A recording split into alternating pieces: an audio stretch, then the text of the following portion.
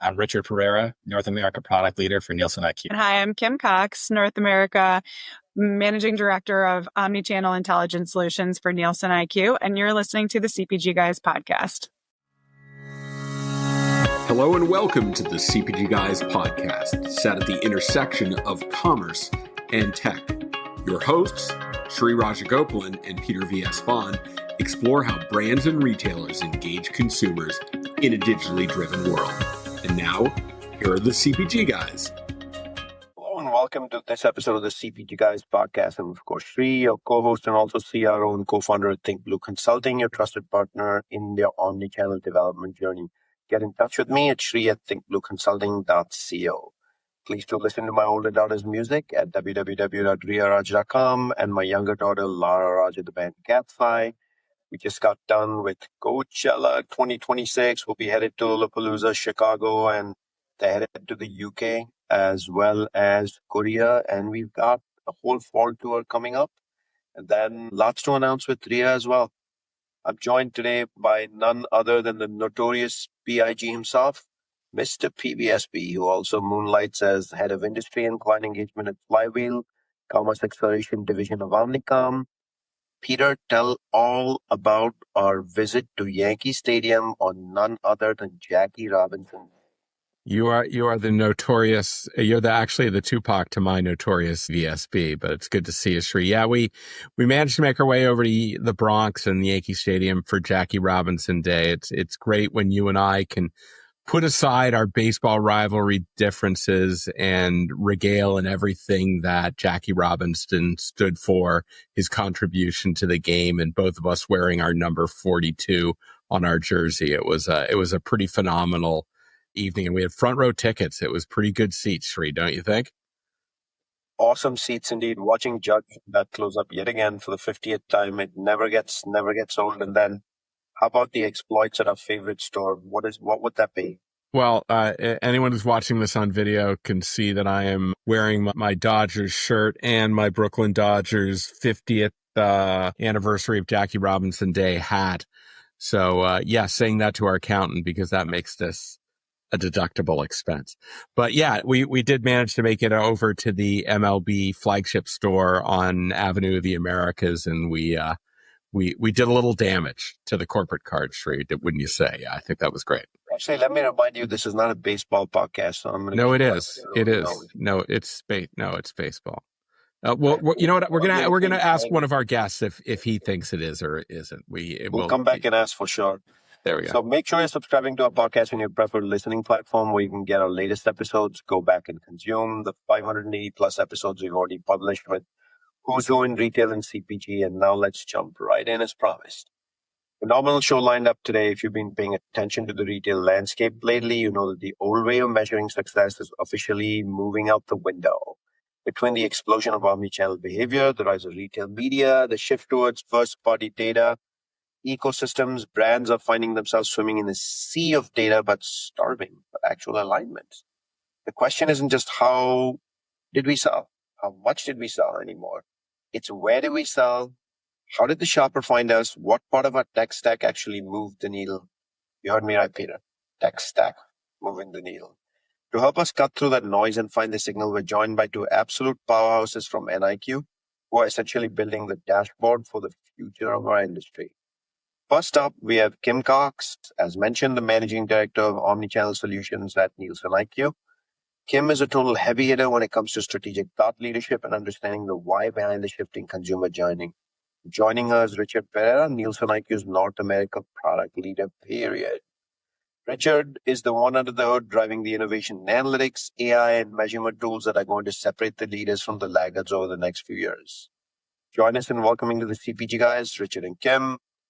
How are you both? Welcome to the show. Good. Excited to be here. This is my third time on the CPG Guys podcast. I'm going after that jacket, but it's exciting to be here with Richard too. Richard and I have worked very closely together, pretty much tied at the hip for the last 5 years or so, bringing some really cool things to market. He does the hard work. I talk to the clients, but really exciting to be here today.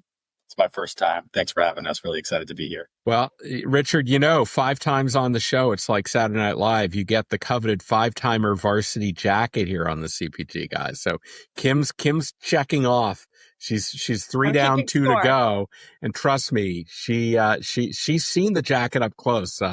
Our dear friend Liz Buchanan has one of her own, having earned that outright. So it is a very coveted piece of swag, to say the least. So good luck, Richard. Just got one from RBC. He did. We gave it to him down at Cagney, and he was the talk of the show. All right. Digital. Wait. First, we got to welcome, and for the record, we have a Dodgers fan, Yankees fan, and a Toronto Blue Jays fan who nearly pulled it off last year. I was actually rooting for him, and I couldn't believe they messed up the 9th inning. Not once, but twice. It was heartbreaking for me, Shri, because that's my favorite American League team, and I would have loved in any other year to root for the Blue Jays. But my blood runs Dodger blue.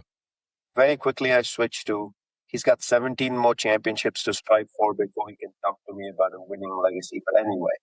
Shohei Ohtani, greatest baseball player ever. And NielsenIQ's corporate website for listeners to access while we go on with our conversation. And now we're going to jump into the questions. But before we do that, I'll give Peter his time to banter back. Go for it, man. Listen, Shohei Ohtani, greatest baseball player ever. You will feel that this summer when I take you up to the Hall of Fame and you see the stats there and you realize Shohei they're going to give a whole wing to Shohei when he retires. 10 years away from being a whole wing 10 years is going to go to Shohei Ohtani. He is the greatest baseball player of all time. No, there'll be AI players by the time 10 years happen. So good luck, Shri. Good luck, Let me jump into our questions, Peter. It's about time. So let me first start with Kim. And the first question is, who's your baseball team? So I live in Columbus, Ohio, so we don't really have a baseball team here. We have some minor league teams, but no professional. I lived in Cincinnati for a while, and at that point did kind of fall in love with the Reds for a little bit. We actually named our dogs after 2 of the announcers for the Reds. First dog, Marty Brent, was named Brantley after Jeff Brantley, and then the second dog is Marty after Marty Brenneman. So I have to say the Reds. Okay, good answer. Good answer. It's a very excellent. Named after announcers, a true baseball fan. So we got 4 baseball champions here. Yeah, it's my husband who's the huge fan. I just kind of went along for the ride. That's what they say when they name their dogs off the announcers. They're not fans. Yeah, sure. We're buying that. But Kim, I'm going to jump into share measurement here. We often talk about winning share, but the definition of a market is changing by the day. From your seat leading omnichannel solutions, how is retail measurement fundamentally changing in terms of how brands now have to think about competitive visibility? Share growth is very important right now for a lot of categories. As we've been talking to customers, of course, they're talking to us about the baby category and the declining birth rates that they're seeing. So growing share is incredibly important. Across the food channel, we're seeing a lot of research, especially pertaining to the K-shaped economy, that mid and lower income consumer are really cutting back on food purchases to save money. So share is incredibly important, but you're also right that the market is changed and can't be defined by a single point of sale universe anymore. Consumers are shopping in a truly omni-commerce way, which has been that way for a little while now, but it just continues to evolve. Direct to consumer continues to be important. Third-party marketplaces, more important than ever. Social commerce like TikTok is continuing to be not just a great place to buy products, but also a huge influencer on consumers. So the market has changed, but on top of that, not all retailers, Nielsen's known for our cooperation with retailers and the POS universe that we've built over many, many decades, but not all retailers want to share point of sale data in a very visible way so that you can see data at an account level and that you can act on it to try and impact your share. It's not just about reading your share, it's also about how you can impact and grow your share. So our belief and what we've been working on over the last several years is really making sure that not only are you looking at traditional retail point of sale data as your foundation, but if you do that, you're going to have all of these gaps. So we try and look at all of these additional demand signals coming from wherever we can get high quality data so that we can create the broadest measurement universe available, but also a very granular item level, banner level view that creates more actionability than if you just have a universe that is large and you can't actually see what's in it. I just have a quick follow-up to that, Kim. So anywhere in these conversations with CPG or retail, is a conversation coming up about share of market, the incrementality piece of this? Because for a long time now, it's been quite a zero-sum game from a volume perspective, which means if someone's winning, someone's losing pretty badly. And are people curious, can I drive incremental share, grow the whole total store, things of that nature? Just that word incremental, does it come up and what do they ask if it does? Yeah, it comes up constantly, especially as companies are trying to get additional space on shelves, thinking about their innovation portfolio and what are they going to bring on? What are they going to bring on? What are they going to take off? Because you're right, like they all need to look for incrementality because it just is it's going to be how you grow. It's not going to be just taking volume back and forth across each other. Everybody's trying to find that next incremental item that a consumer will put in their basket. Richard, welcome to the show. We're really happy to have you here. AI and machine learning, those are big buzzwords this year. But I'd like us to get a little more practical in understanding what those mean. How are these capabilities actually changing day-to-day experience for a category manager doing their job leveraging NielsenIQ tools right now? So the practical effect is really that AI is moving category management from a more manual interpretation towards really more automated insights and guided decision making. Historically, if you look at it, a category manager would have had to spend quite a bit of time stitching together a bunch of data themselves. So not only syndicated data, but also e-commerce data, direct retailer input data, right? Maybe some panel data added on top of that to provide some context. And that takes a lot of time, right? It's really not the best use of time for the very talented people that you meet who hold those roles, right? So what AI and machine learning are really doing here is reducing the burden on those teams significantly. And we see that across the board in all sorts of different tasks, right? So there's anomaly detection, there's prediction of product attributes, there's normalizing all the messy e-commerce data sources that exist out there. And increasingly, those technologies are being used to quickly take care of all of that so that the users can actually focus on the drivers of the change rather than poring over all that different data manually. So in practice, the day-to-day experience becomes less about asking what happened and more about understanding, well, why did it happen? What should we actually do next based on what happened? And I think that's the real unlock here. So at NIQ, we're not really chasing AI for, the flashy aspect of it or for novelty. We've been working with AI for a long time, and we're focused on using AI to basically shorten the path from data to action. It really only matters if it improves trust, speed, quality, coverage, or the end user experience.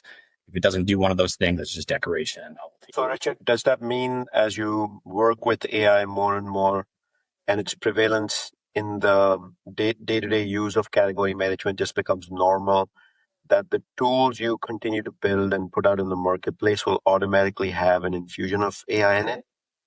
Absolutely. You see that in some of our other capabilities in the Discover platform right now.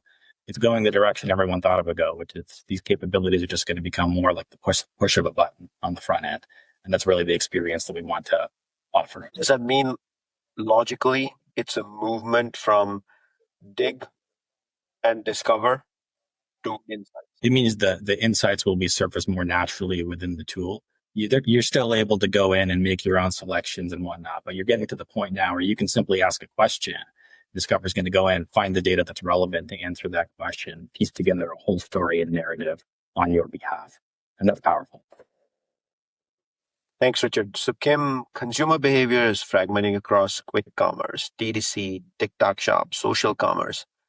How are your strategic models adapting to ensure brands aren't just seeing data snapshots, but actually ensuring measurement of a fluid omni-commerce, omni-channel journey in a world where trends come and go and are born and die so fast within weeks and months? I 100% agree with you that the shopping journey is complicated. It's not linear anymore. So not only do we want our clients to be able to see the full sales universe, like I had mentioned before, with robust omnichannel sales universe, with high degrees of visibility at an account and item level, we also want to enable our customers to be able to look at a consumer panel lens. So, your sales are going up or down, your share is going up or down, but what's driving that? What are the consumers? Which demographics? Are they increasing penetration? Is it improvements in buy rate that's driving those share changes? And our approach is to make sure that we're measuring the full consumer. We have the largest panel on the market, and it's built so that it not only captures the in-store purchases, but also those digital purchases.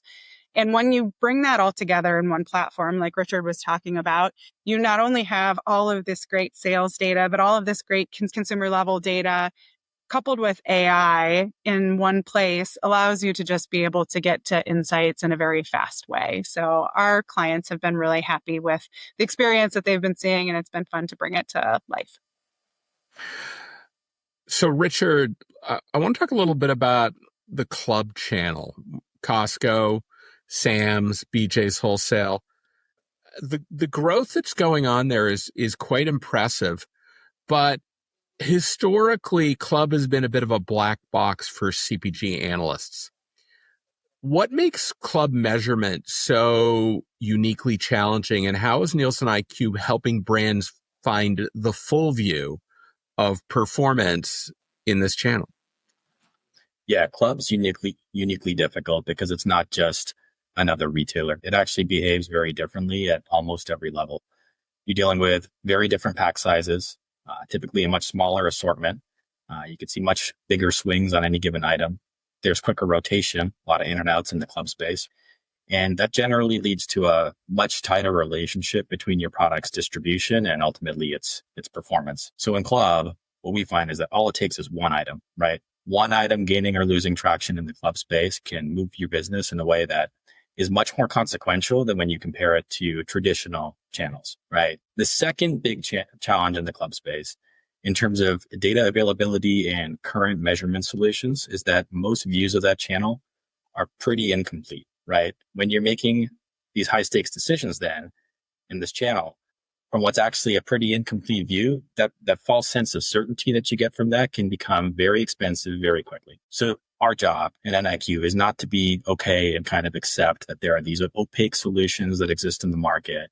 The job really becomes about developing the most complete and actionable view of club, which we've done last year, right, through our full view solution. Because what we find that the brands really need in this space is not that false sense of certainty, but rather a more granular and complete view of the channel so that they can answer these day-to-day questions that are coming at them, right? Am I growing because of real consumer demand? Or is it because of my pack size dynamic versus a competitor? Or because of a certain promotion that was run, right? Commercially, those are the distinctions that you need to make to help you do your job.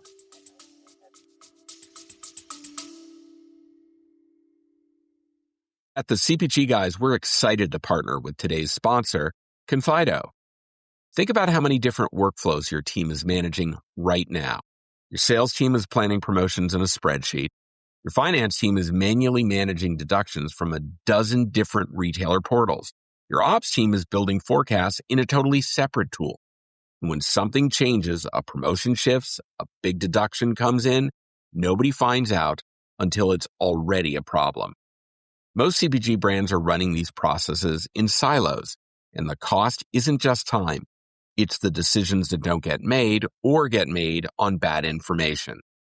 Confido is the end-to-end platform for CPG operations built specifically for brands to run all of it in one place. Trade promotion management, deductions, disputes, sales forecasting, demand planning, and retail analytics.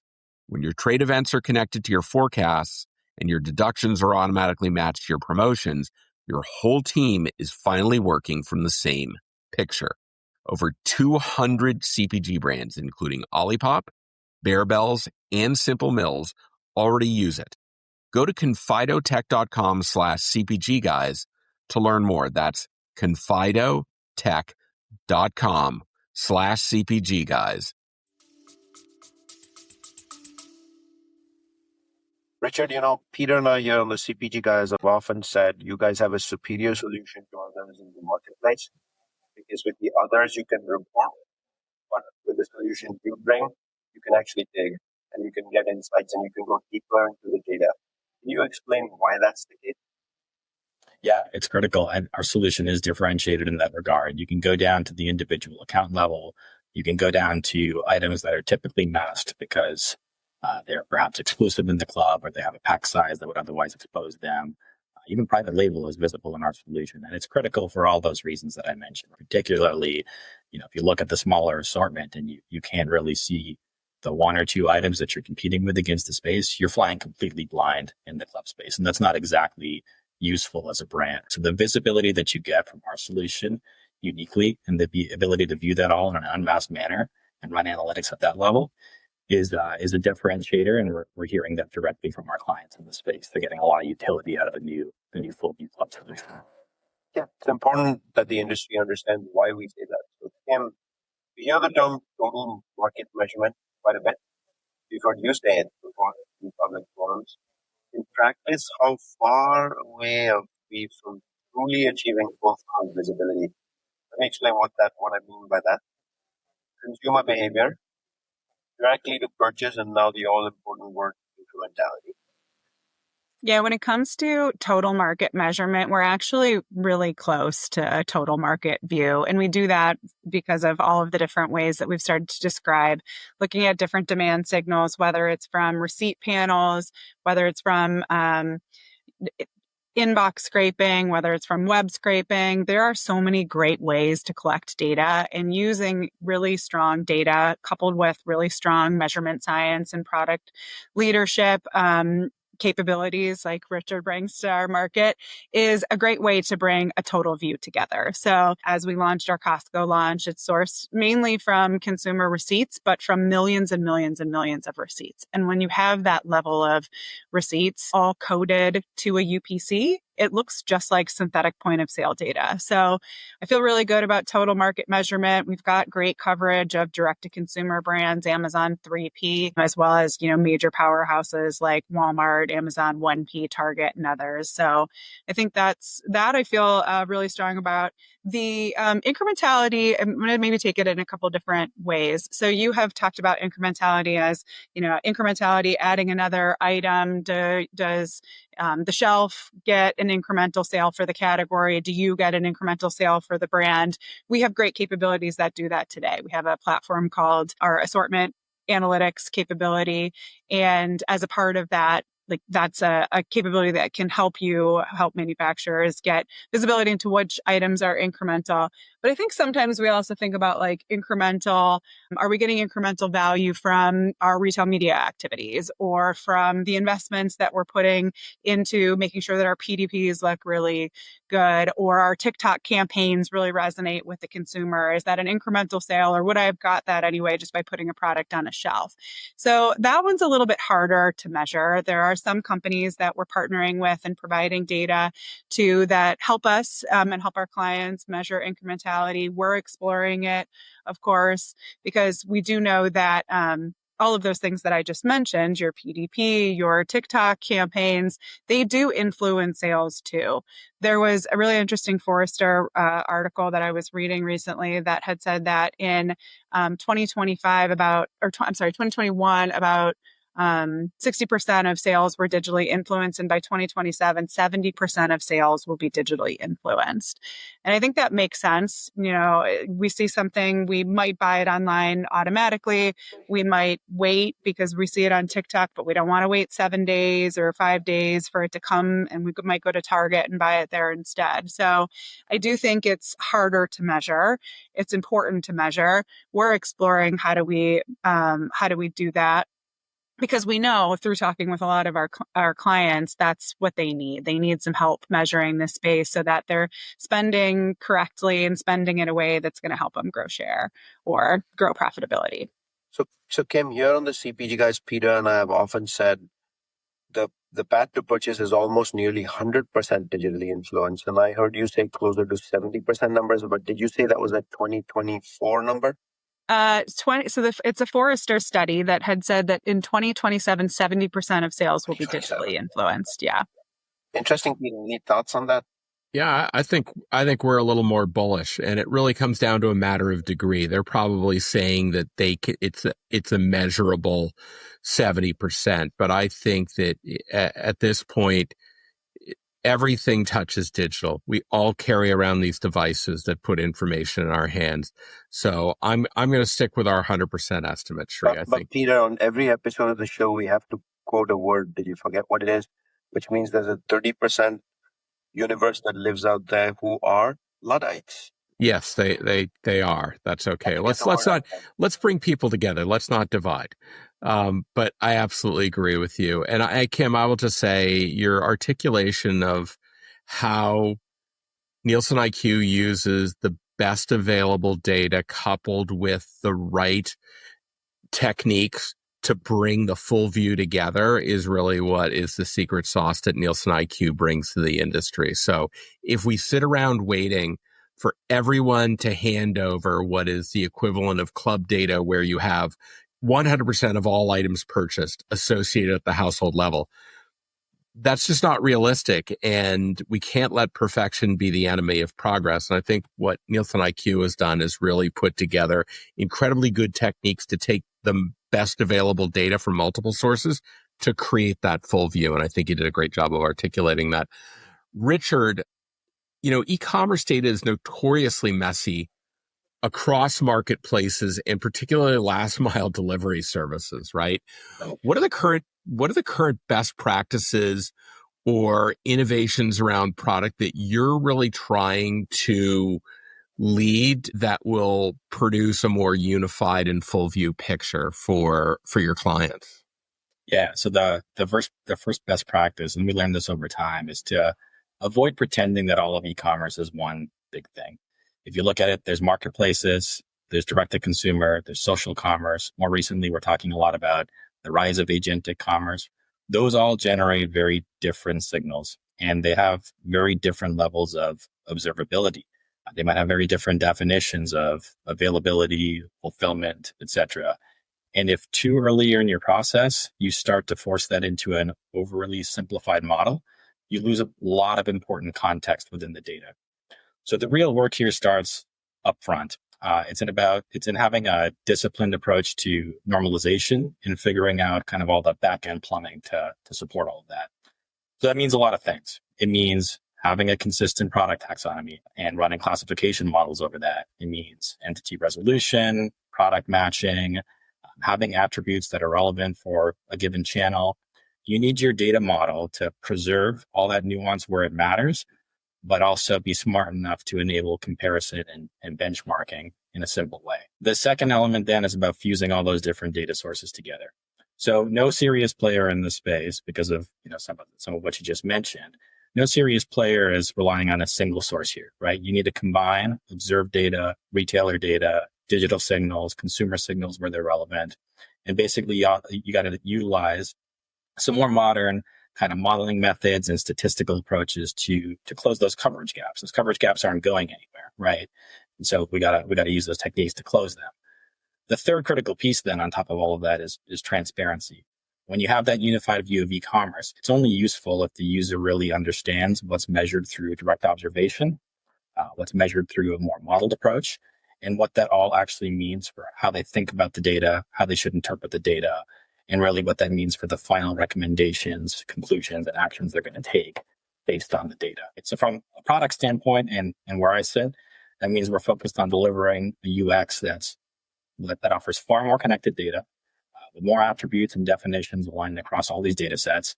And that enables basically stronger cross-channel comparison, even within the e-commerce space, and faster insight to performance. And that's what unified should mean to me. Not removing all that nuance, but organizing all that complexity and offering it in an intuitive interface so that clients can actually use it to run their businesses. Let me remind our audience that we're speaking with Kim Cox and Richard Pereira from Nielsen IQ, Measurement Ecosystem. Kim, this one's for you. Retailers are going deep on first-party data and retail media, and asking CPG brands to follow along. So what should brands expect as these retailers integrate loyalty and sales data into the broader measurement ecosystem? I would say that it doesn't feel like it's a brand new phenomenon. The retailers have been asking the manufacturers for a handful of years now to go ahead and help invest in the retail media programs, get data in return, first-party data to help them understand which audiences are they reaching, is it working, is it not working. I think what becomes a challenge for the manufacturers is that they all do it differently, and they have to figure out exactly where do they pull that budget from. Do they pull it from a marketing budget? Do they pull it from trade budget? And then, does it create incrementality for them? So I think it's not an easy question for everyone to answer right now. And it feels like a natural evolution of trade and a natural evolution of marketing. But I do think it requires thoughtfulness from the organizations and probably really good cross-functional alignment across different BUs within a CPG, because you can't just have your marketing team involved, just your sales team involved, just your, shopper marketing, your trade development teams involved. You probably need to think of new ways of working to support the retailer, but also to make sure that you're not creating chaos within your own organization. So, Richard, looking out over the next 2 to 3 years, right? What specific capabilities, unified taxonomies, real-time signals, do you think are going to define the next chapter of measurement innovation? Because let's be honest, measurement of contribution is particularly transparent measurement is table stakes for these brand budgets that are looking at all these new marketing channels to invest against. So what is on your mind that you're going to be focusing on to infuse into the product roadmap around measurement?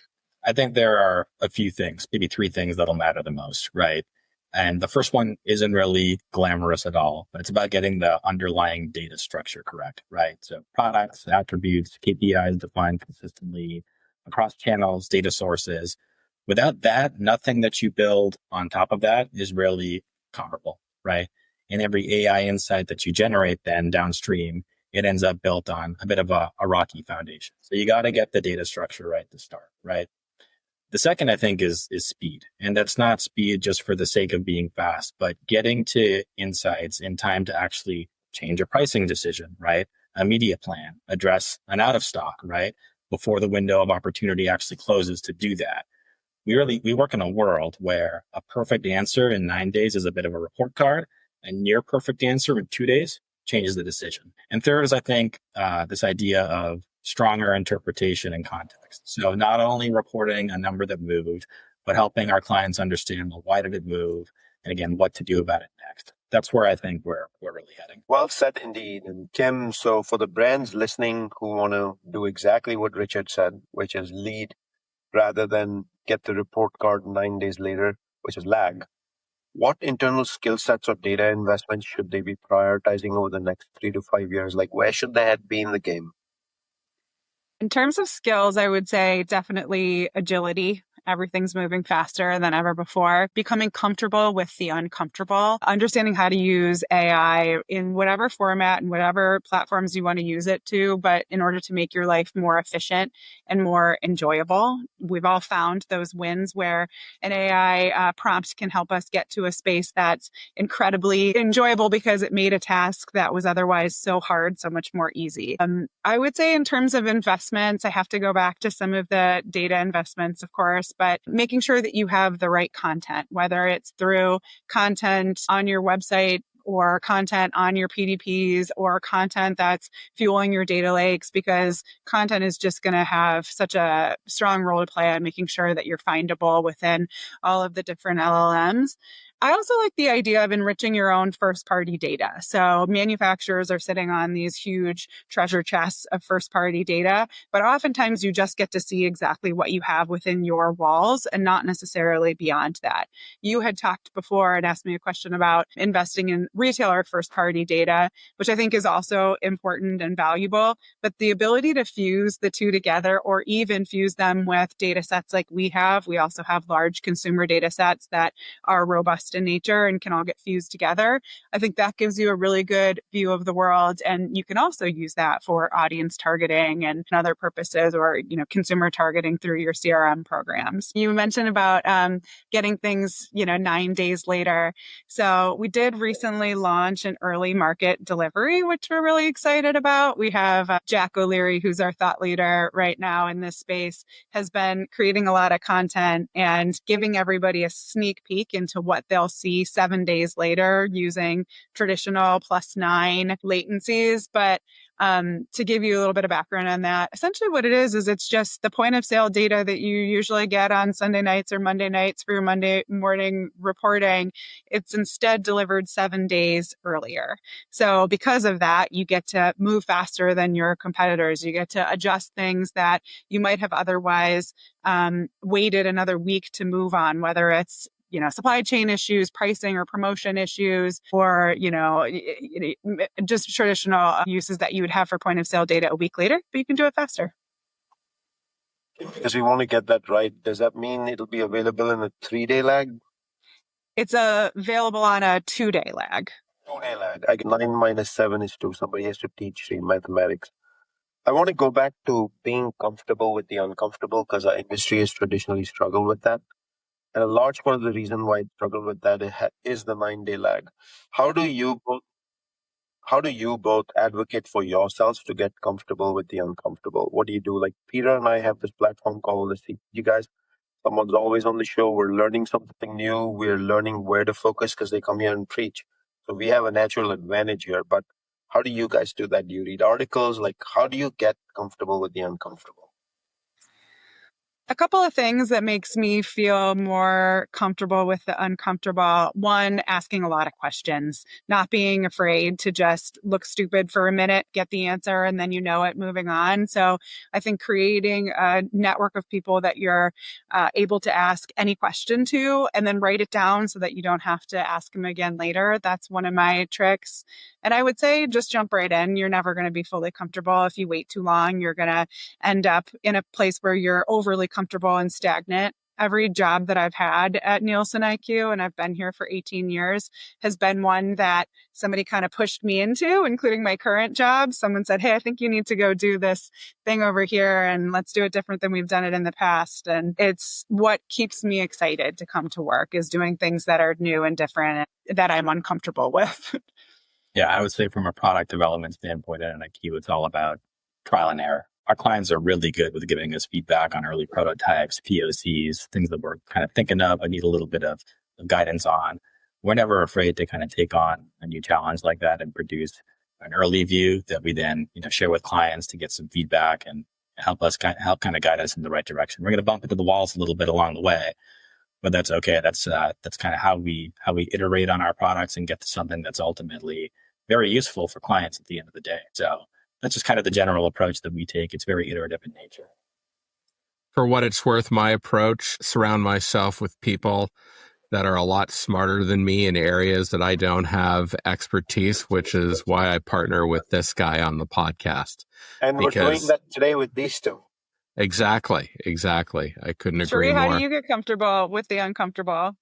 Like I said, we have this platform called the CPG Guys. We're getting us 3 or 4 guests every single week who are coming and teaching us something new every single week. So it's a little cheat code. Then we know we got to go study up on a topic they usually dropped here on the CPG Guys. Yep. That's how we keep on top of things, is we let other people tell us what they're thinking about, and the stuff that really resonates with us, we just go and dig in a little deeper after the episode's over.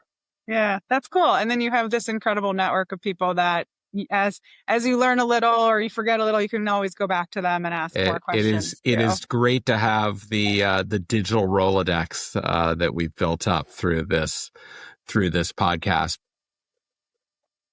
Or Peter, you can also go to Coachella with me next year and ask Trent Reznor, like I did, about how 9 Inch Nails was formed. Shri, is that a formal invitation to join you at Coachella? Am I getting invited to Coachella next year? Is that what you're telling Find a me? way to get artist passes. Oh, I knew that. See, he Right. dangles that in front of me and then he doesn't offer it. That's how I this assume is. Richard and I can come too. I know. Trust me. I can't even get him to get a signed T-shirt from. Well, anyhow. Although All right. Richard's in Chicago, so Lollapalooza is probably more interesting for you. So Sheree was there last year. He loved it. For his daughter has one of the only 4 signed copies by all members of Cat's Eye. That is true. That is true. It's a strong album. Richard, as the product leader for North America, would really appreciate you sharing about NielsenIQ's vision for the future. And as you know, the powerful tools that NielsenIQ offers are driven by very great partnerships with companies that have capabilities that enrich the ones that you bring to the table, plus the commitment to innovation. So to that end, people that are listening to this podcast in the industry, what should they be paying attention to coming out of Nielsen in the near future? So at a high level, our vision continues to be to provide clients with the most complete and clear understanding of consumer behavior. And what that really means in practice is that we're going to continue to do a lot of the things that we've been doing. So we're expanding coverage to address known blind spots in the market. We're improving how different data sets are connected to one another. And we're offering a much more cohesive analytics experience through our Discover platform. Basically trying to get to a point where, clients are spending less time reconciling the data and more time acting on the data. So from an innovation standpoint, there are a few key themes to keep an eye on with all of that. One is the continued fusion of measurement, the bringing together measurement, consumer behavior, digital signals into a more connected view of performance and commerce at large. Another that we've touched on is AI. Okay, so using AI and advanced modeling, not as a marketing story, but as an actual engine to address some of the basics, the foundational layer, classification, modeling methods, data validation. I think another major theme here is more decision-oriented products. And that means focusing not only on what changed, but also what drove it and where to focus next. So what matters to me is building products that are commercially relevant. We are well partnered across the industry to make that happen. And we have to make sure that they're methodologically strong and actually useful for our clients in real world scenarios. Let me wrap this up with both of you with a very simple question. And that is, I'm going to ask you for some advice. If CPG brands and retailers want to future-proof their measurement strategy starting tomorrow, what that one piece of advice you would give them? I'd say be careful not to organize your measurement strategy around your internal org chart. We see that happen often. You really need to organize it around how consumer demand actually forms and how it moves across channels, because consumers don't behave in silos, and consumer demand doesn't really respect your reporting lines, right? People move across stores, across e-commerce, search, social, different loyalty programs. They behave much more fluidly than many legacy reporting systems were actually designed to handle. And so if your reporting is still designed around this very disparate channel reporting, can't bring things together, you're going to be late in understanding what's actually happening. The other point I make is to not treat product classification, data integration, and data quality as back-end functions. I've been doing that stuff for a long time now, but those have become differentiators. That's really what's determining how quickly you can detect a change and how confidently you can take action. That was such a great answer. I don't have a whole lot to build. I was going to also say something along the lines of following the consumer wherever they go. If you're obsessed with the consumer and how they're shopping, then I think naturally everything else starts to fall into place. And don't be afraid to use alternative data sources. Honestly, the way that the industry has evolved over the last 10 years and the amount of data, really strong quality data that's available, is really going to help customers eliminate blind spots and be able to get closer to their own consumers and their retail customers too. Let me remind our listeners you can find all of our content by going to a web browser and typing cpgguys.com as the URL. If you or someone want something to contribute to this ongoing discussion on the CPG Guys, please do send us an email at contact@cpgguys.com. To our audience, we want to thank you for the clicks, likes, comments, direct messages, meeting us at trade shows, coming to our events, recording episodes with us and our sponsors. We are always grateful for you. The show doesn't exist without all of you. You work with us all year. We're grateful to have you as our audience and partners. Thank you, thank you, thank you. Peter, pleasure as always. Give me that big takeaway. I think Richard said it when he talked about the commitment to fusing data sources, the what, where, when of point of sale with the who and why of behavioral and attitudinal data to get a complete picture that, to what Kim said, is, following the consumer journey, and you have to take different data sets to do that. That full view is what's going to give, CPG marketers and analysts who are leveraging Nielsen IQ the advantage in going to market. That's my big takeaway. Me, somewhere hidden in this episode is the mention of a 2-day lag of receiving market measurement. The industry really has to now understand that with the availability of 2-day lag, why would you buy anything, or why would you not focus on getting 2-day lag and run to other areas? You may talk about a 1 or 2 point better quality somewhere else, but if you're getting, none of these data sets need to be 100% accurate in the first place, other than during the annual bonus measurement time. 2-day lag data, I wish during my 30 years tenure in CPG, I had access to that. I can't even tell you the things I would have done with that in terms of actionability in the marketplace. 9-day lag, what happens is often by the time you can take action in store, a promo might have already expired. But with 2-day lag, you can act on the spot. Game changer. And I hope Nielsen IQ's communication with the industry has been that way, and that's how the industry is receiving it. Because if the industry is not, I'd love to ask people who come on the show from CPG and retail, why not? So Richard and Kim, fantastic episode on measurement. I want to thank you both for joining us on a late Friday afternoon on the CPG Guys. Thanks for having us. Have a great weekend. That's a wrap of this episode of the CPG Guys.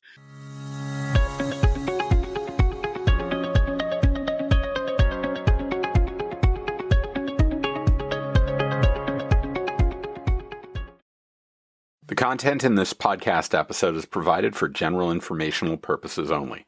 By listening to our episode, you understand that no information contained in this episode should be construed as advice from CPG Guys LLC or the individual author, hosts, or guests, nor is it intended to be a substitute for research on any subject matter.